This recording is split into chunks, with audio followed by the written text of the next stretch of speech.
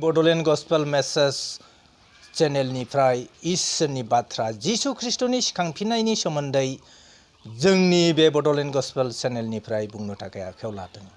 बे जाबाय ज'हननि 20 अध्यायनि 19 पदनिफ्राय 29-30 पदनि बाथ्रा। जोङो बेयाव जिसु ख्रिस्ट'नि सिखांफिननाय आरो बियो गावखौ सेलाफोरजों नुजाथिनायनि सोमोन्दै जोङो बेयाव नुनो मोनदों। थारैनो जिसु ख्रिस्ट'आ जोंनि पापनि थाखाय बियो बुलि होजादोंमोन कालबारि क्रुसाव आरो बियो बुजादोंमोन, हाया हाया क्रुस दंफां बाननांदोंमोन आरो बिखौ बुसे बुनानै गलगथा होननाय खर' बेगें होनजानाय जायगायाव बे जिसु ख्रिस्ट'खौ लांनानै क्रुसाव दोगथाबदों। आथिं आखाइयाव गाजोल दोनानै अहेबफ्रावबो जंजों सुनानै आरो खर'आवबो सुनि खिरिथिफोरखौ हमहोजादोंमोन। बेयो थारैनो जोंनि थाखाय बुलि जादोंमोन। जिसु ख्रिस्ट'आ बेखौ आथिं आखाइयाव गाजोल दोनानै अहेबाव जंजों सुनानै खर'आव सुनि थुफि गानहोनानै बिखौ क्रुसाव आलायनानै जुदायारिफोरा हाजेवदोंमोन। नोङो नासारिया जिसु जुदायारिफोरनि राजा होननानै हाजेवदोंमोन। थांलाय फैलाय मानसिफ्रा जिसु ख्रिस्ट'आ बहा सिखांफिनबावनो, गोथैनिफ्राय सिखांफिननाय मानसि रावबो गैया, सिखांफिननो हाया होननानै सानदोंमोन। नाथाय जिसु ख्रिस्ट'आ बुंदों, आङो बे जेरुसालेम मन्दिरखौ सिफायगोन आरो आङो सानथामयाव बे जेरुसालेम मन्दिरखौ लुखांफिनगोन। प्रेज द लर्ड। दिनै बे जिसु ख्रिस्ट'आ गावखौनो बुंदोंमोन, गाव थैगोन, क्रुसाव थैगोन, बुलि जागोन आरो फबजागोन आरो बेयो सानथामाव सिखांफिनगोन। दिनै थारैनो जिसु ख्रिस्ट'आ सिखांफिनबाय आरो बे सिखांफिननायखौनो जिसु ख्रिस्ट'आ गावनि सेलाफोरजों बियो नुजानानै बियो बुंदों, नोंसोरहा गोजोननाय जाथों होननानै। मानोना बै जिहुदिफोरखौ गिनानै जिसु ख्रिस्ट'नि 12 सेलाफ्रा मालकुसनि न'आव जेरुसालेमाव बिसोरो न' सिङाव दुवारफोरखौ फांथेनानै आर'जाव हर सान नांथाबनानै दङमोन। बै जिहुदिफोरखौ गिनानै, जिहुदिफोरनि खारा सासनखौ नुनानै जिसु ख्रिस्ट'आ हमजाबाय, बियो सैनांबाय, बियो थैबाय, फबजाबाय। जिसु ख्रिस्ट'आ जोंनि गेजेराव गैलिया। नाथाय जों मा जागोन आरो जोंखौबा मा खालामगोन होननानै बे 12 सेलाफोरा जिसु ख्रिस्ट'नि सायाव बिनि सैनायखौ नुनानै जिहुदिफोरखौ जोबोद गिदोंमोन। नाथाय जिसु ख्रिस्ट'आ बिसोरनि न' फांथेनानै दुवार बन्द खालामनानै जेरुसालेमाव मालकुसनि न'आव जेब्ला बिसोर आर'जाव दङमोन, जिसु ख्रिस्ट'आ बेयावनो नुजानानै बुंदों, नोंसोरहा गोजोननाय जाथों। अब्ला बिनि 12 सेलाफ्रा जिसु ख्रिस्ट'खौ थैनायनिफ्राय सिखांफिनबाय होननानै बिनि बुजानाय, बिनि साबुकनि सिन, अहेबाव जंजों सुजानायनि सिनफोरखौ नुनानै, 39 बार बुजानायनि साबुकनि मानजाफोरखौ नुनानै बिनि सोलोंग्राफ्रा जिसु ख्रिस्ट'खौ सिखांफिनबाय थारैनो होननानै फोथायदों आरो बे बाथ्राखौनो साखि होदों। बिनि 8 साननि उनाव बेबादिनो थमासाबो जिसुनि सोलोंग्रा, बियो पार्सनेल जिसु ख्रिस्ट'नि सोलोंग्रा जादोंमोन बिबो।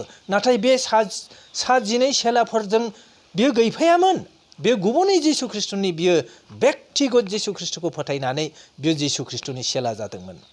बे थमासाबो जिसु ख्रिस्ट'नि सिखांफिननायखौ गोनो गोथो खालामदों आरो बुंदों जे जिसु ख्रिस्ट'नि सिखांफिननाया बियो गोथैफोरनिफ्राय नङाबो जानो हागौ, भुतफोरसो जानो हागौ। बिनिखायनो बिनि आथिं आखाइयाव बिनि गाजोलजों दोजानाय सिनफ्राव आङो आसिखौ सोनानै नायागौ मानि बिनि सिखांफिननायखौ आङो फोथायनाय नङा, बेबायदि बुंदों। नाथाय जिसु ख्रिस्ट'आ बुंबाय, मानोना बे थमासनि फोथायनायखौ जिसु ख्रिस्ट'आ मिथिखागौ, बिनि गोनो गोथोखौ जिसु ख्रिस्ट'आ मिथिगौ।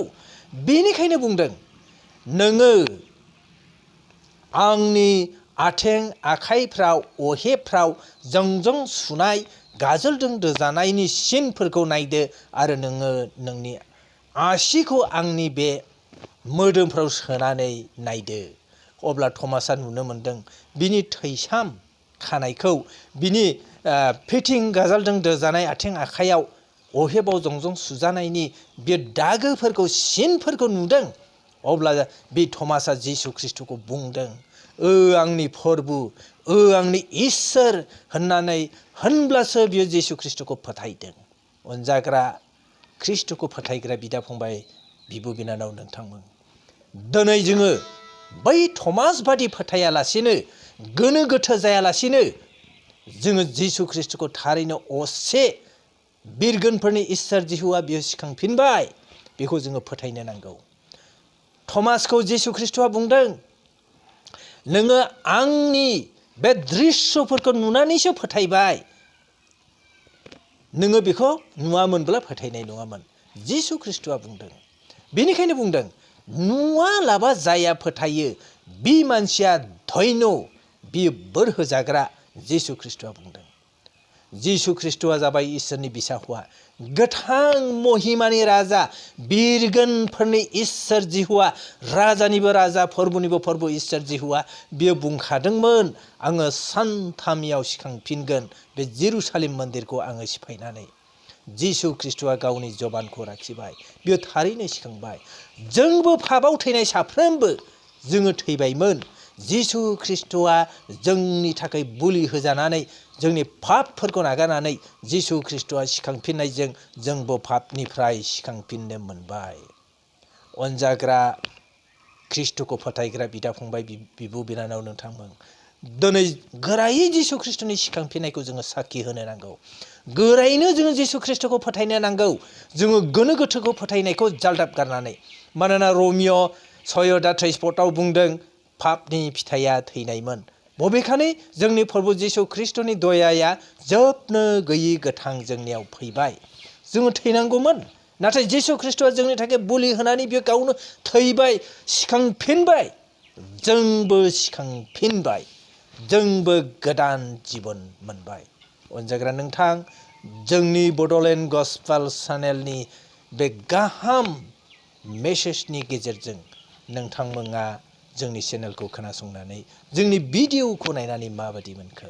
नोंथांमोना मोजां मोनबायब्ला अन्नानै जोंनि बे भिडिअनि सायाव मोजां कमेन्ट नोंथांमोननिफ्राय लुबैदों। नोंथांमोना जोंनि कमेन्ट बक्सआव कमेन्ट होनो हागोन।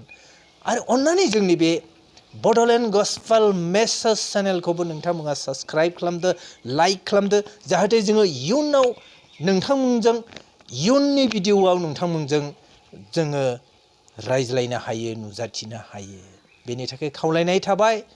अन्नानै जोंनि भिडिअखौ खोनासंनायनि थाखाय, नायनायनि थाखाय हाजासे हामबाय होनदों। इसोरा नोंथांमोनखौ बोर होथों। दिनैनि जोंनि बे प्रग्रामा एसेनोसै। जोबनायाव गोजोन्थों जिसुनि मुङै।